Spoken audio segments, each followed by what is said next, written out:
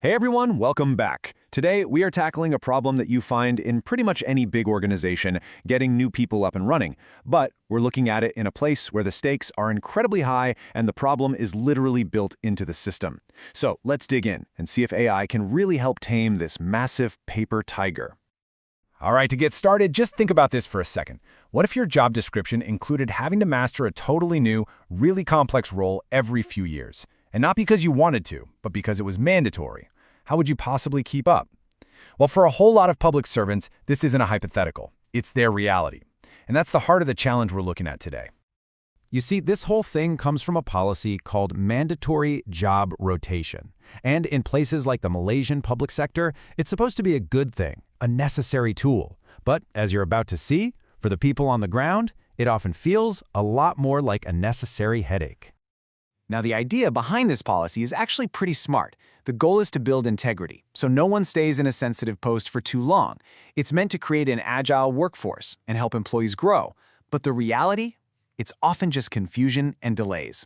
Instead of valuable cross-training, people are hit with an absolute overload of information, and the way they're onboarded is wildly inconsistent from one job to the next. And just to give you a sense of the sheer scale of this, we're talking about a workforce of 1.6 million people. So this isn't some small department's quirky policy. It affects a massive number of people, meaning a huge chunk of the government is always in a state of relearning how to do their jobs. So when you put all of this together, you get what the source material calls an onboarding obstacle course. It's the perfect description, really. Starting a new role in this system doesn't feel like a clear career path. It feels like you've been dropped into a maze without a map. And these are the obstacles in that maze. You're immediately drowning in information from documents that are scattered all over the place. The way things are done can completely change from one agency to the next, and all the while, you have very little time for actual training because you're expected to start performing right away. It's a recipe for inefficiency. Okay, to make this really concrete, we're going to zoom in on one specific super high-stakes environment. We're talking about the Royal Malaysian Customs Department, the JKDM. This is a place where a slow onboarding process doesn't just mess up some internal paperwork, it can impact the entire economy. Right, so you take all those general problems, and inside customs, they get turned up to 11. Officers in what they call hot seat positions have to somehow master these incredibly dense laws, like the Customs Act of 1967, and keep up with constantly changing international trade agreements. These jobs are high pressure, incredibly varied, and carry a real risk of corruption, which makes getting people up to speed quickly and effectively an absolute necessity. An obstacle course this complicated obviously needs a guide, right? And that brings us to the very modern solution that this research proposes, an AI assistant. The idea is to create a kind of digital mentor that's always on and ready to help.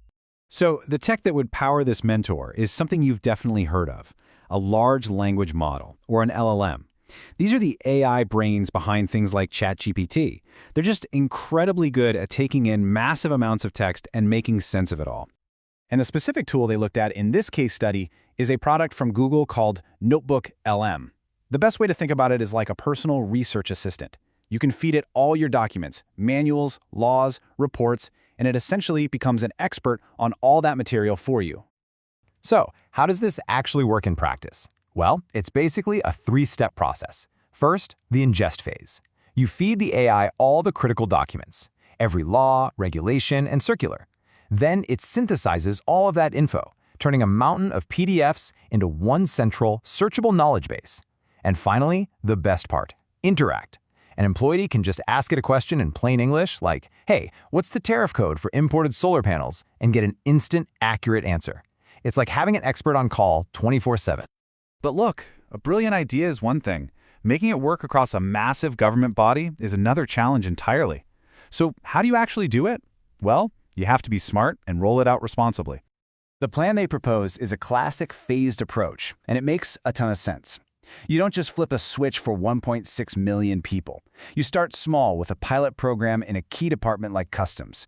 You collect a ton of feedback from the actual users. Then you use that feedback to make the tool better before, and only before, you scale it up for a wider rollout.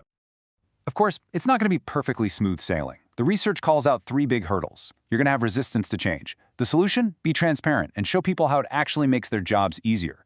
You'll have people with different levels of tech skills, so you build a super user-friendly interface and offer targeted training.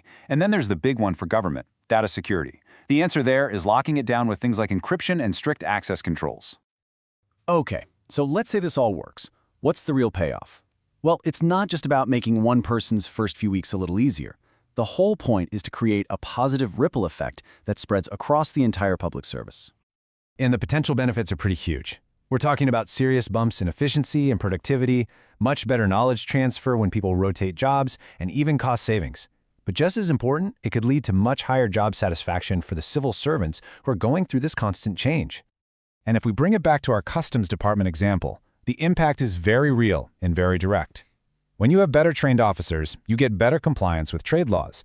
That leads to goods clearing through ports faster, and ultimately it means improved revenue collection for the whole country. And that really gets to the heart of it all. As the researchers put it, this is not just about bringing in some shiny new tech. It's about using that tech to build a more resilient, agile, and citizen-centric public service. It's about making government work better for everyone. You know, fixing a problem as big as onboarding is a huge deal, but it also makes you wonder, right? If AI can help untangle a process this complex, this deeply rooted in how a government works, what other public services are just waiting for a similar redesign? That's something to think about. Thanks so much for joining me.